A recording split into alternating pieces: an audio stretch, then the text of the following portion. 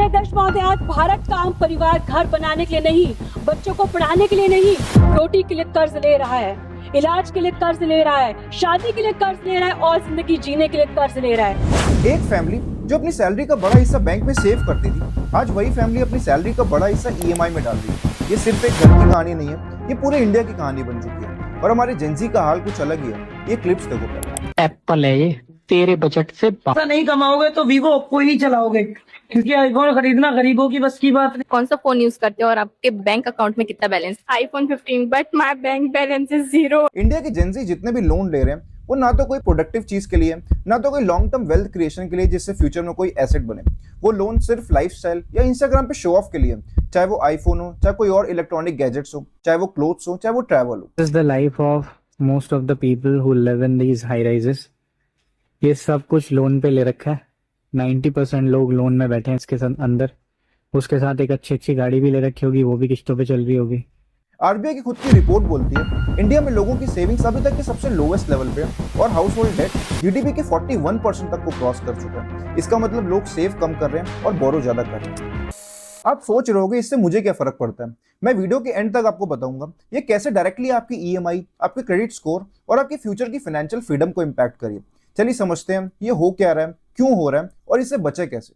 हर घर की एक फाइनेंशियल बैलेंस शीट होती है, जैसे कंपनीज की होती है, जिसमें एक तरफ एसेट्स होती हैं like savings, investment, mutual fund, bonds, और दूसरी तरफ आपकी लायबिलिटी होती है like loan, credit card, EMI वगैरह। एक हेल्दी इकोनॉमी में सेविंग्स धीरे धीरे बढ़नी चाहिए, बट इंडिया में पिछले कुछ सालों से एग्जैक्ट अपोजिट हो रहा है। आरबीआई की रिपोर्ट्स बताती हैं कि हाउस होल्ड फाइनेंशियल सेविंग्स अभी तक के सबसे लोवेस्ट लेवल पे है, जो FY24 में सिर्फ 5.2% ऑफ द जीडीपी थे, और दूसरी तरफ हाउस होल्ड डेट वो 41% ऑफ द जीडीपी को भी क्रॉस कर चुका है, जो अपने 5 साल के एवरेज से भी ज्यादा है। इसका मतलब जो पैसा पहले सेव होता था वो अब ईएमआई भरने में जा रहा है। ये सब अचानक नहीं हुआ, इसके पीछे पूरी एक स्टोरी है।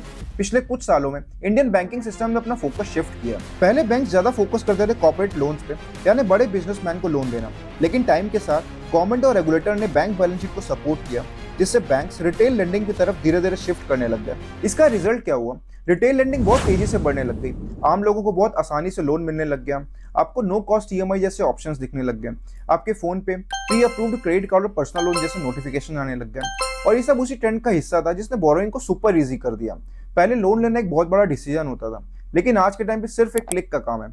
जब कोई भी चीज इतनी ईजी हो जाती है तो हर कोई उसको ज्यादा यूज करता है, चाहे उसकी जरूरत हो या ना हो। अब सबसे इंपॉर्टेंट बात समझाता हूँ कि सबसे बड़ी प्रॉब्लम ये नहीं है कि डेट बढ़ रहा है, प्रॉब्लम ये है कि किस टाइप का डेट बढ़ रहा है। जब लोग होम लोन लेते हैं तो जनरली वो एक एसेट परचेस कर रहे हैं जिसकी वैल्यू टाइम के साथ बढ़ेगी, लेकिन रिसेंट ट्रेंड में पाया गया कि जो मोस्ट ऑफ द लोन्स हैं वो नॉन हाउसिंग रिटेल लोन्स हैं, जिसमें पर्सनल लोन्स, क्रेडिट कार्ड और कंज्यूमर ड्यूरेबल शामिल हैं। यानी लोग घर या बिजनेस के लिए लोन नहीं ले रहे हैं, वो अपने वेकेशंस, गैजेट्स और लाइफस्टाइल एक्सपेंसेस के लिए लोन ले रहे हैं, और यही चीज इकोनॉमिक्स को सबसे ज्यादा परेशान कर रही है। जब भी ईएमआई, अनसिक्योर्ड लोन और क्रेडिट कार्ड के बैलेंसेस बढ़ते हैं तो लोगों का फाइनेंशियल स्टेटस बहुत ज्यादा फ्रेजाइल हो जाता है, और उस केस में कोई भी शॉक हो, चाहे वो जॉब लॉस हो, चाहे आपकी सैलरी कट हो, उस केस में लोन का रिपेमेंट करना ऑलमोस्ट इम्पॉसिबल हो जाता है। सिंपल वर्ड्स में, जब तक आपकी इनकम आ रही है तब तक सब चंगा सी, और एक इनकम शॉक आपको अंदर से बाहर तक हिला के रख देगा। इसी को फाइनेंस में बोलते हैं डेट ट्रैप, जब आप नए लोन्स पुराने लोन्स के इंटरेस्ट को कवर करने के लिए लेते हो।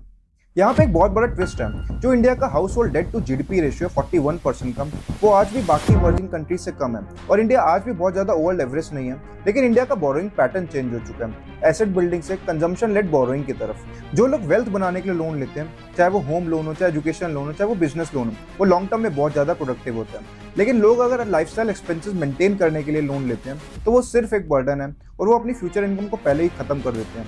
ये बहुत बड़ा डेंजर है, ना सिर्फ इकोनॉमी के लिए बल्कि उनके इंडिविजुअल फाइनेंशियल फ्यूचर के लिए। अब सवाल है कि आगे क्या होगा। अगर ये ट्रेंड ऐसे ही कंटिन्यू हो रहा तो ये 3 चीजें होने की पॉसिबिलिटी बढ़ जाएगी। पहला है, हाउस होल्ड का फाइनेंशियल क्वेश्चन कम हो जाएगा और कोई भी इकोनॉमिक स्लो डाउन उनके लिए बहुत ज्यादा पेनफुल होगा। दूसरा है, बैंक्स और एनबीएफसीज को अपने अनसिक्योर्ड लोन पे बहुत ज्यादा रिस्क फेस करना पड़ेगा, जो इवेंचुअली इंटरेस्ट रेट्स और लेंडिंग रूल्स को बहुत ज्यादा टाइट कर देगा। तीसरा और सबसे इंपॉर्टेंट, जो इंडिविजुअल कंजम्पशन लेड बोरोइंग्स में फंस जाते हैं उनके लिए वेल्थ बिल्डिंग करना ऑलमोस्ट इम्पॉसिबल हो जाता है, और वो इन्वेस्टिंग्स और रिटायरमेंट प्लानिंग जैसे टास्क में बहुत पीछे रह जाते हैं। फाइनेंशियल एक्सपर्ट्स भी बोलते हैं बोरोइंग एक टूल है, उसको लाइफस्टाइल मत बनने दो। जब तक बोरोइंग का कनेक्शन कोई long term value, income potential या कोई जेन्युइन नीड के साथ है तब तक वो ठीक है, लेकिन जब बोरिंग एक ईएमआई का खेल बन जाता है तो समझ लो कि सिस्टम फ्रेजाइल हो रहा है। चलिए आप खुद को इस ट्रेंड से कैसे बचाएंगे, इसके लिए 5 रूल है। पहला है क्रेडिट यूटिलाइजेशन। अपने क्रेडिट कार्ड कभी भी 30% से ज्यादा यूटिलाइज मत करो।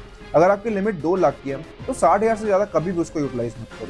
सेकंड रूल है EMI टू इनकम रेशियो। आपकी EMI आपकी टेक होम सैलरी की 30 से 35% से ज्यादा नहीं होनी चाहिए। बैंक आपको भले ही 50 से 60% तक का लोन दे, लेकिन आपकी फाइनेंशियल स्टेबिलिटी के लिए आपको 30 से 35% के अंदर ही रहना है। तीसरा रूल है इमरजेंसी फंड का। आपके पास एटलीस्ट 6 महीने का इमरजेंसी फंड होना चाहिए। अगर आप कोई फ्रीलांसर हो या कोई बिजनेस ओनर हो जिसकी कोई फिक्स स्टेबल इनकम नहीं है, तो आपके पास 9 से 12 महीने का इमरजेंसी फंड होना चाहिए। चौथा रूल है डेट एवलांचे मेथड। अगर आपके मल्टीपल्स EMI चल रहे हैं तो आप सबकी मिनिमम EMI पे करो, और अगर कुछ भी एक्स्ट्रा इनकम आई तो अपने हाईएस्ट इंटरेस्ट रेट वाले लोन को पहले पे करो। पांचवा और सबसे इंपॉर्टेंट रूल है पर्पस बेस्ड बोरोइंग, यानी लोन तभी लो जब उसका लॉन्ग टर्म वैल्यू हो, कोई इनकम पोटेंशियल हो या कोई जेन्युइन नीड हो। सिर्फ अपने लाइफस्टाइल खर्चों के लिए लोन कभी मत लो। याद रखो, लोन एक टूल है, लाइफस्टाइल नहीं है। कोई भी डेट अगर आपकी इनकम जनरेट कर रहा है वो आपके लिए इन्वेस्टमेंट है, लेकिन वो सिर्फ EMI जनरेट कर रहा है तो वो एक ट्रैप है और एक बर्डन है। इंडिया के लोग इसका फर्क भूल गए हैं, लेकिन आप मत भूलो। वीडियो अच्छी लगी हो तो लाइक करो, शेयर करो, कमेंट सेक्शन में अपने ओपिनियन दो, और इसी तरह की और इन्फॉर्मेटिव और इंटरेस्टिंग वीडियोस के लिए चैनल को फॉलो करो।